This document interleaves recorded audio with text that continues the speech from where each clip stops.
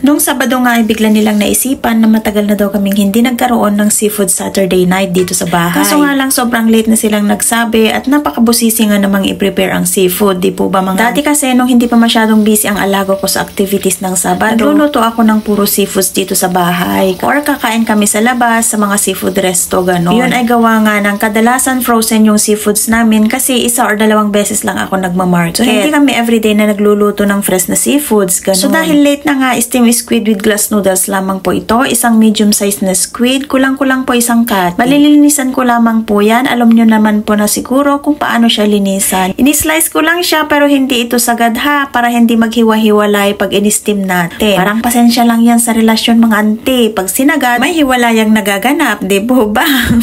So habang ginagawa ko ito, nakababad na po yung ating glass noodles or vermicelli. Ibabad yan sa hot water para mas mabilis hanggang lumambot po yan. After that, nagpakulo ako ng tubig, nilagyan ko ito ng konting shaoxing wine. And then, i-blanch ko lang po itong pusit natin ng less than 10 seconds. Next, nagpainit ako ng mantika at ibubuhos ko dito yung ating gagawing sauce. Minced garlic, chili, na hindi siya masyadong maanghang. Kung gusto nyo ng maanghang, pwede din naman po. Or pwede nyo skip ito. And then, ginger kung gusto nyo. And then, naglagay lang ako ng seafood soy sauce, oyster sauce, at saka sugar. Saka na ngayon natin ilalagay yung ating sauce doon sa may pusit at saka sa sotanghon. Bahala na kayong mag-arrange. Minsan, presentation matters, di po ba? Lalo na pag may alaga kayo kasi minsan ba doon natin namomotivate yung mga bata na mag-try sa food. Over medium to high heat, steam lang natin yan ng 6 minutes. Then after 6 minutes, nag-garnish lang ako dyan ng spring onion at saka coriander. And then itong hot oil, optional lang po yan. Kung gusto nyong skip, pwede din naman po. And then bago nyo na lang po i-serve, gaya ng sinabi ko, guntingin nyo na lang po yung pusit. Kasi mag-steady na yan, hindi na yan magkakagulo sa plate kahit nagunting yan kasi nagsettle na po siya. Then serve, follow for more.